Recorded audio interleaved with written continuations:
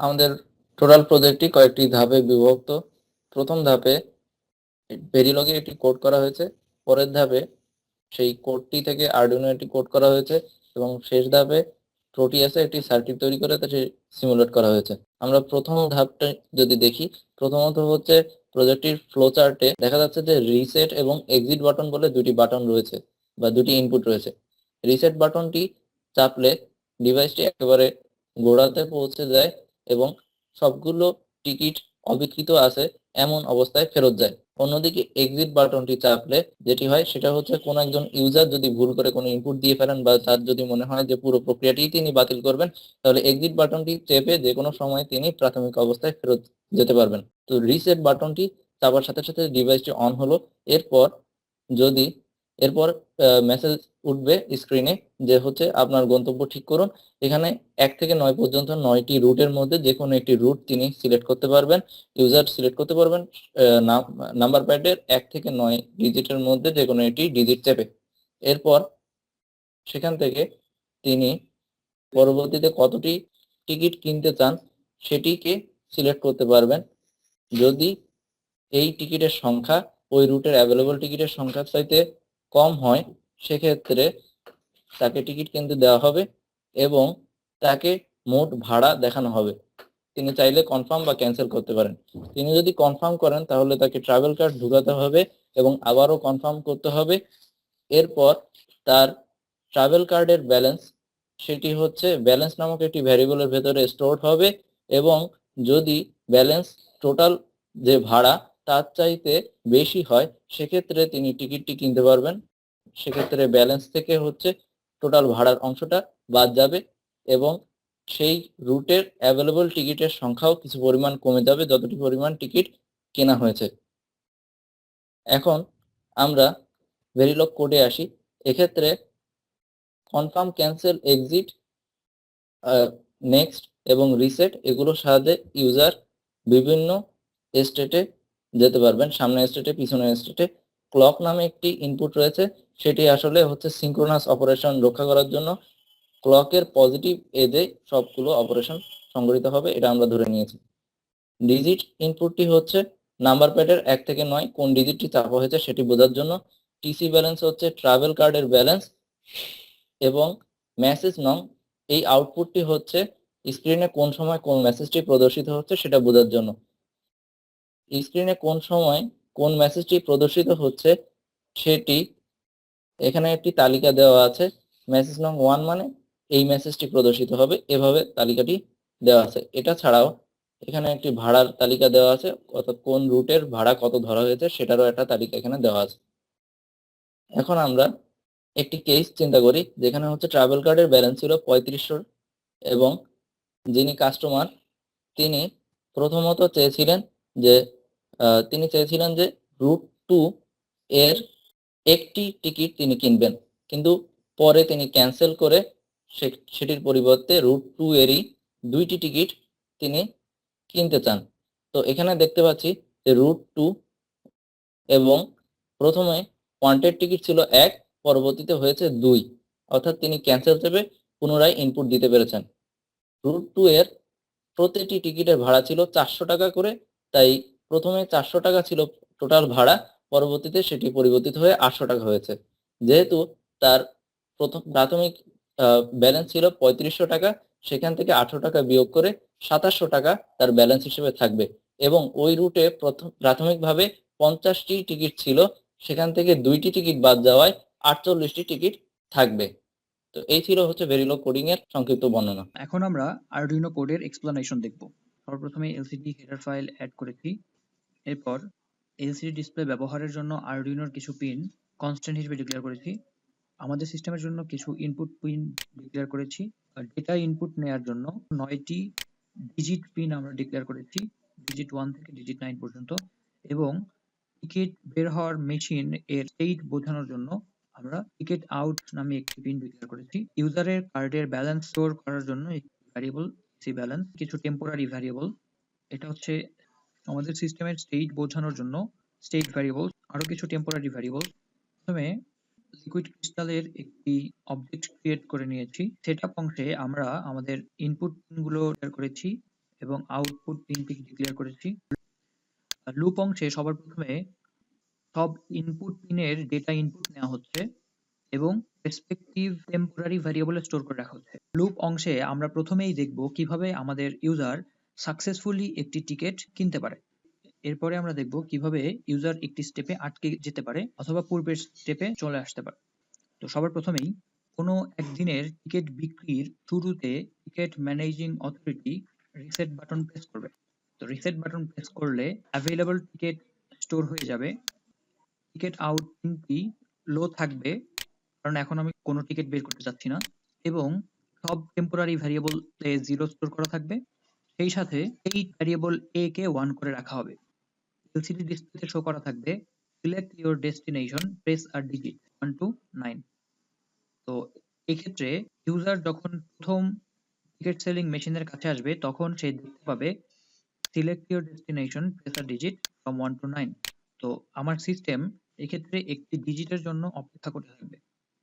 তো ইউজার যখন একটি ডিজিট প্রেস করবে তখন আমার ডিজিট ভ্যারিয়েবলের ভ্যালু 0 থেকে বেশি হবে, কারণ ডিজিট ভ্যারিয়েবলের মধ্যে আমার ডেটা পিনগুলোর ভ্যালুকে একটা স্পেসিফিক ওয়েতে অ্যাসাইন করে রাখা হচ্ছে, যেন ডিজিট ভ্যারিয়েবলের ভ্যালু 5 হয় যখন ডিজিট পিন 5 প্রেস করা হয়।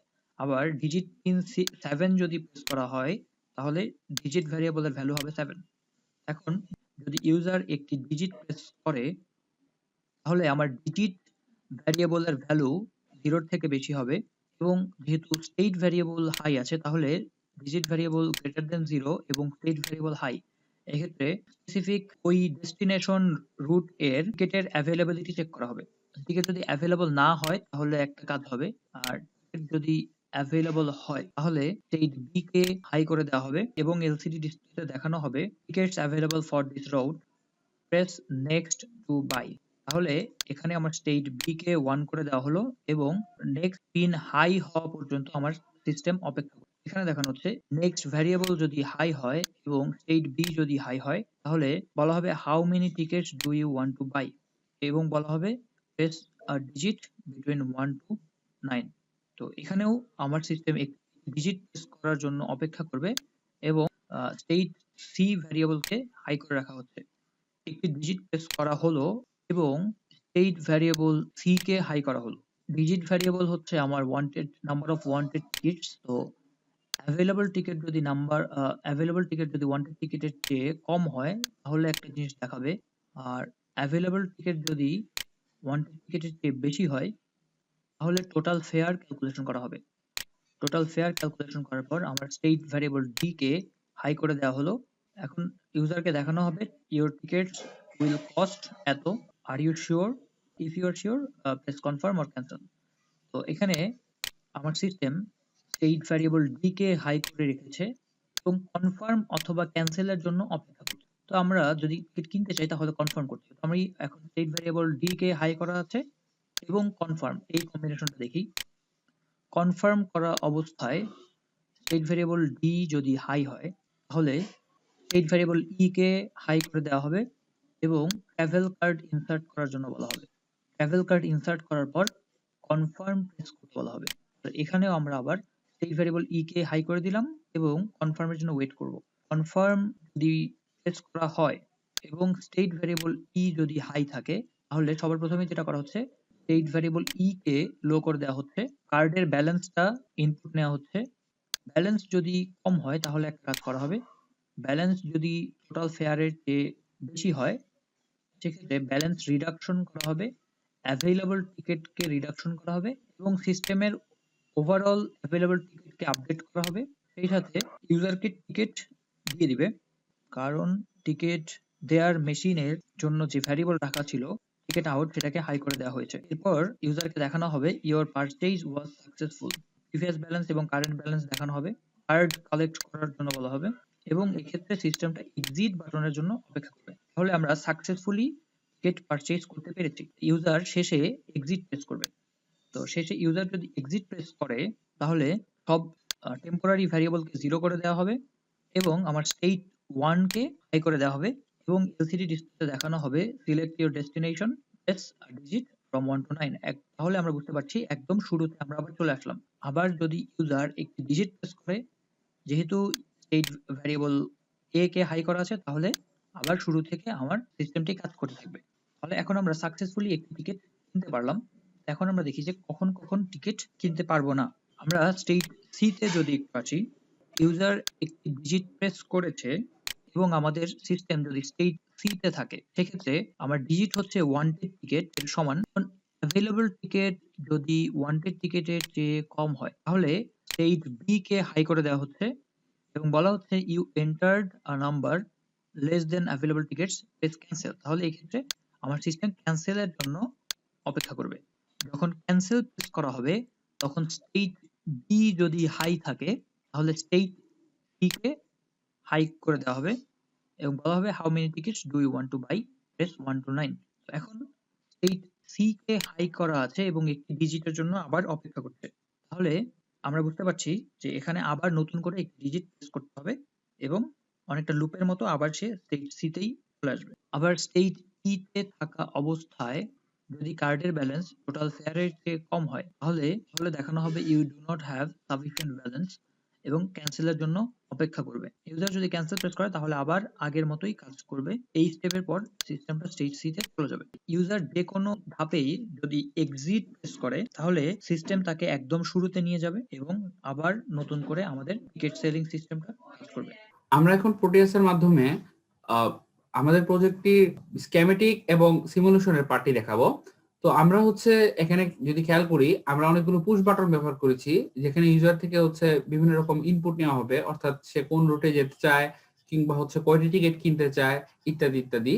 এবং আমাদের হচ্ছে সংশ্লিষ্ট মেসেজগুলো শো করার জন্য আমরা একটি এলসিডি ডিসপ্লে ব্যবহার করেছি। তো এখানে আমাদের ইউজার থেকে যে সকল ইনপুট গুলো নেওয়া হবে, সেই সবগুলোকে কন্ট্রোল করার জন্য আমাদেরকে একটি আরডিনো ব্যবহার করতে হয়েছে। আরডিনো মডিউলের ভিতরে আমরা হচ্ছে আরডিনোতে যে কোডটি লিখেছি, সেটির .ino.hex ফাইলটি আমরা হচ্ছে সংযুক্ত করে দিয়েছি। আমি একটু দেখাচ্ছি কিভাবে করে এটি সংযুক্ত করতে হয়। আমরা যদি হচ্ছে সেই পার্টিতে ক্লিক করি আরডিনো মেগা, তো আমরা খেয়াল করব এখানে হচ্ছে এডিট কম্পোনেন্টে হচ্ছে প্রোগ্রাম ফাইল নামে একটি পার্ট আছে। আমাদের হচ্ছে এই জায়গা থেকে হচ্ছে সেই .ino.hex ফাইলটি হচ্ছে আমাদেরকে সিলেক্ট করতে হয়। তো এখানে সিলেক্ট হয়ে গেল। তো এই মুহূর্তে হচ্ছে আমরা যে কোডটি লিখেছিলাম আরডিনোতে, সেই কোডটি হচ্ছে এখানে রান করবে। এখন আমরা যদি খেয়াল করি, আমাদের এখানে কিন্তু অনেকগুলো রেজিস্ট্যান্স আছে। তো সেই রেজিস্ট্যান্স গুলোর কাজ কি, এটা যদি খেয়াল করি, এই সবগুলো রেজিস্ট্যান্স অ্যাকচুয়ালি সে পুশ বাটনের সাথে হচ্ছে লাগানো হয়েছে। অর্থাৎ আমরা যখন হচ্ছে পুশ বাটনটি হচ্ছে সাধারণত ক্লিক করি, তখন হচ্ছে সে 5 ভোল্টেজ পায়। এই 5 ভোল্টেজ বা হাই ভোল্টেজটি পায় এই যে আরডিনোর পিন গুলো। কিন্তু যদি আমি হচ্ছে পুশ বাটনটি ক্লিক না করি, অর্থাৎ সেই অবস্থায় কিন্তু সেই পিন গুলো কিন্তু ফ্লোটিং অবস্থায় চলে যায়। তো আমরা হচ্ছে সেই ফ্লোটিং অবস্থাটি হচ্ছে অ্যাভয়েড করার জন্য এই রেজিস্ট্যান্স গুলো অ্যাকচুয়ালি ব্যবহার করেছি, যা কিন্তু গ্রাউন্ডে সবগুলো কিন্তু গ্রাউন্ডের সাথে সংযুক্ত করা আছে। অর্থাৎ যখন আমাদের হচ্ছে পুশ বাটনটি আমরা চাপবো না, সে অবস্থায় হচ্ছে সে পিন গুলোকে গ্রাউন্ড করে দিবে। তো এই কারণে আমরা হচ্ছে এদেরকে পুল ডাউন রেজিস্ট্যান্স বলি। এখন আমরা যদি একটু পুরোটা জিনিসকে সিমুলেট করে দেখাতে চাই, আমরা একটু খেয়াল করে আমরা বাটনগুলো আসলে একসাথে এনেছি, যাতে হচ্ছে সিমুলেশন করার সময় যাতে হচ্ছে জিনিসগুলো দেখাতে সুবিধা হয়। তো আমি হচ্ছে এখন একটু পুরো জিনিসটাকে একটু সিমুলেট করে দেখাবো। তো ফার্স্টে আমরা খেয়াল করি, এখানে কিন্তু এলইডি কিন্তু অফ হয়ে আছে। আচ্ছা, এলইডি কখন হচ্ছে অন হবে? এলইডি তখনই অন হবে যখন হচ্ছে আমাদের টিকিট পারচেজ হচ্ছে সব কমপ্লিট হবে। যদি সাকসেসফুল না হয়, তাহলে হচ্ছে ততক্ষণ পর্যন্ত এলইডি হচ্ছে জ্বলবে না। তো আমরা হচ্ছে ফার্স্টে যদি এটাকে এখন সিমুলেট করে দেখাবো। যদি আমরা সিমুলেশন করার চেষ্টা করি, তা আমরা একদম সাথে সাথে কিন্তু রিসেট বাটন যদি চাপি, তাহলে কিন্তু কিছু দেখাচ্ছে না। তার কারণ হচ্ছে ফার্স্টে আমাদের একটা টাইম ডিলে দেওয়া আছে, যেটা আসলে আরডিনো কোডের ভিতরে আমরা হচ্ছে সেট করে রেখেছি, চাইলে হচ্ছে সেই টাইমটা আমরা নিয়ন্ত্রণ করতে পারি। তো এখন কিছুক্ষণ টাইম লাগে এই এলসিডি ডিসপ্লেটি সহ সবকিছু হচ্ছে কাজ শুরু করার জন্য, সেই টাইম ডিলেটির জন্য। এখন যদি আমরা রিসেট বাটনে ক্লিক করি, তাহলে কিন্তু এখন দেখা যাচ্ছে যে এলসিডি ডিসপ্লেতে আমরা হচ্ছে মেসেজ দেখতে পাচ্ছি। তো আমরা হচ্ছে ডেমনস্ট্রেশনের সুবিধার্থে 7 নম্বরের ভিতরে হচ্ছে আমরা কোনো প্রকার টিকিট অ্যাভেলেবল রাখি নাই। আর 8 নম্বরে হচ্ছে আমরা 5টা টিকিট অ্যাভেলেবল রাখছি। তো আমি যদি হচ্ছে এই অবস্থায় যদি সাথে ক্লিক করি তাহলে দেখা যাবে যে আমাদের কোনো টিকিট যেহেতু নাই, সো কোনো টিকিট অবশিষ্ট নাই এরকম কিছু দেখাবে। এই যে এখানে আমরা এরকম মেসেজই দেখতে পাচ্ছি। তো এই অবস্থায় আমরা যদি চেষ্টা করি যে আমাদের 8 নম্বরটি প্রেস করতে, সেখানে আমরা দেখবো যেখানে 5টা টিকিট আছে, যেখানে বলা আছে এখানে 5টা টিকিট আছে। তো এই অবস্থায় যদি আমরা হচ্ছে দেখা গেল যে আমরা ধরা যাক আমরা হচ্ছে 3টা টিকিট কিনতে চাচ্ছি, তাহলে আমরা যদি 3টা টিকিটে আমরা যদি নেক্সটে ক্লিক করে 3টা টিকিটে হচ্ছে ক্লিক করি, তাহলে আমার এখানে দেখাচ্ছে আমার 360 টাকা হচ্ছে খরচ হবে। এখন আমরা যদি হচ্ছে এই অবস্থায় কনফার্মে প্রেস করি, তাহলে হচ্ছে আমাকে যে ট্রাভেল কার্ড ইনসার্ট করতে হবে সেটা আসলে আমাদের আরডিনো কোডের ভিতরে আমরা হচ্ছে এই ট্রাভেল কার্ডের হচ্ছে ব্যালেন্স হিসাবে 2000 টাকা দিয়ে রেখেছি। যেহেতু আমার 360 টাকা হচ্ছে 2000 টাকা থেকে অনেক কম, তাই হচ্ছে আমাদের আমরা নিশ্চিতভাবে হচ্ছে এই টিকিট গুলো কিনতে পারবো। তো আমরা যদি এই অবস্থায় কনফার্মে ক্লিক করি, তারপরে তখন হচ্ছে আরডিনো কোডের ভিতরে আমরা যেভাবে লিখে রেখেছি সেই অনুসারে হচ্ছে ব্যালেন্সটি কেটে রাখা হবে। তো আমরা যদি এই অবস্থায় কনফার্মে ক্লিক করি, তাহলে দেখা যাক আমাদের কিন্তু এলইডি কিন্তু এক্ষেত্রে জ্বলে উঠেছে এবং আমাদের এখানে 2000 থেকে সেই 360 টাকা মাইনাস করে বাকি টাকাটা কিছুক্ষণের মধ্যেই দেখাবে। এই যে আমাদের এখানে দেখানো হয়েছে। তো এরপরে আমাদের হচ্ছে এখন টিকিট পারচেজ শেষ। তো আমরা হচ্ছে এই অবস্থায় যদি এক্সিটে ক্লিক করি, তাহলে আমরা চাইলে নতুন টিকিট কিনতে পারবো। তো আমরা হচ্ছে আবার একটু খেয়াল করি যে যদি আমাদের 8টা থেকে আমরা 8 নম্বরের রুটে হচ্ছে 5টা থেকে যদি আমরা বেশি টিকিট কেনার চেষ্টা করি তখন কি হবে। এখন খেয়াল করি আমরা যেহেতু ঠিক আগের মুহূর্তে আমরা 3টে টিকিট কিনেছিলাম, তো এখানে কিন্তু এখন 2টা টিকিট অবশিষ্ট আছে 5টার ভিতরে। তো এই অবস্থায় আমরা যদি আবার 3টে টিকিট কেনার চেষ্টা করি তাহলে কি দেখায়। তো আমরা যদি নেক্সটে ক্লিক করে যদি আমরা হচ্ছে এখানে 3টা টিকিট কেনার ইচ্ছা দেখায়, তাহলে কিন্তু দেখাচ্ছে যে আমাদের হচ্ছে যে আমরা যে পরিমাণ টিকিট কিনতে চাই সেটা হচ্ছে অ্যাভেলেবল টিকিট থেকে বেশি হয়ে গেছে। তো আমি হচ্ছে এই গেছে টিকিট কিনতে পারবো না। তো আমরা হচ্ছে আবার একটু খেয়াল করি এই রিসেট বাটনের কাজ কি। রিসেট বাটনের কাজ হচ্ছে সবগুলো কি ইনিশিয়ালাইজ করে ফেলা। তো আমরা যদি হচ্ছে এটা একটু ডেমনস্ট্রেশন করে দেখাই, যে কোনো অবস্থায় রিসেট চাপা মাত্র সবকিছু হচ্ছে ইনিশিয়ালাইজ হয়ে যাবে। এটা অ্যাকচুয়ালি যারা এই টিকিট সেলারটি হচ্ছে কন্ট্রোল করছে তাদের জন্য অ্যাকচুয়ালি আমরা এই রিসেট বাটনের ব্যবস্থাটি রেখেছি, যে তারা যে কোনো মুহূর্তে পুরো সবগুলোকে ইনিশিয়ালাইজ করে ফেলতে পারে। তো উদাহরণস্বরূপ আমরা তো এখন দেখেছি যে 8 নম্বরে কোনো কিছু ছিল না। তো আমরা যদি এই অবস্থায় হচ্ছে রিসেট চাপি, তাহলে আমরা এই অবস্থায় যদি হচ্ছে 8 নম্বরে চাপি, তাহলে কিন্তু এখানে দেখাচ্ছে যে 5টাই আছে। আবার যদি আমরা হচ্ছে ধরা যাক আমরা এই অবস্থায় নেক্সটে ক্লিক করে আমরা হচ্ছে 2টি টিকিট সিলেক্ট করেছি। তো এই অবস্থায় যদি আমি রিসেট চাপি তাহলে কিন্তু সব আবার আগের মতো অবস্থায় চলে গিয়েছে। অর্থাৎ রিসেট যে মাত্র চাপা হবে সে মাত্র সবগুলো হচ্ছে ইনিশিয়ালাইজ হয়ে যাবে। তো আমরা এখন একটু দেখার চেষ্টা করি যদি আমাদের হচ্ছে ব্যালেন্স থেকে যদি আমরা বেশি পরিমাণে টিকিট কেনার চেষ্টা করি তখন কি হবে। তো উদাহরণস্বরূপ আমি হচ্ছে 1 নাম্বার ডেস্টিনেশন বেছে নিলাম, বাকি সবগুলোতে 50টা করে দেওয়া হয়েছে। তো 50টা করে টিকিট আছে। তো একজন সর্বোচ্চ এখানে থেকে 9টা টিকিট কিনতে পারে, কিন্তু আমাদের তো ব্যালেন্স দেওয়া আছে 2000 টাকা। সব তো 2000 টাকার ভিতরে হয়তোবা নাও আটতে পারে। তো আমরা হচ্ছে ধরা যাক আমরা হচ্ছে 9টি টিকিট কেনার চেষ্টা করলাম। তো এখানে কিন্তু 4500 টাকা হচ্ছে টিকিটের কস্ট, কিন্তু আমাদের কাছে কিন্তু ব্যালেন্স আমরা হচ্ছে 2000 টাকা সেট করে রেখেছি। তো যেহেতু আমরা 2000 টাকা ব্যালেন্স দিয়ে রেখেছি, তো আমরা হচ্ছে এই ক্ষেত্রে টিকিট কিনতে পারার কথা না। তো আমরা যদি এই অবস্থায় হচ্ছে কনফার্মে চাপ দেই, আর হচ্ছে আমাদের ট্রাভেল কার্ডটি অটোমেটিক্যালি ইনসার্ট হয়ে আছে, মানে জাস্ট আমরা কনফার্মে চাপ দিলে হচ্ছে আমরা আমাদের আরডিনোতে যে ব্যালেন্সটি দেওয়া হচ্ছে সেটা নিয়ে হচ্ছে তারা হিসাব নিকাশ করবে। তো এই অবস্থায় আমরা খেয়াল করি আমাদের কোনো সাফিসিয়েন্ট ব্যালেন্স নাই, এই জিনিসটি তারা দেখাচ্ছে। তো এবং আমরা আরো খেয়াল করি যে এলইডি কিন্তু এই ক্ষেত্রেও জ্বলছে না। অর্থাৎ এলইডি কেবলমাত্র তখনই জ্বলবে যখন হচ্ছে আমাদের টিকিট পারচেজ সাকসেসফুল হবে, এছাড়া কিন্তু এলইডি জ্বলবে না। তো এটি ছিল স্কেমেটিক এবং সিমুলেশনের ডেমনস্ট্রেশন। তোমাকে অনেক ধন্যবাদ।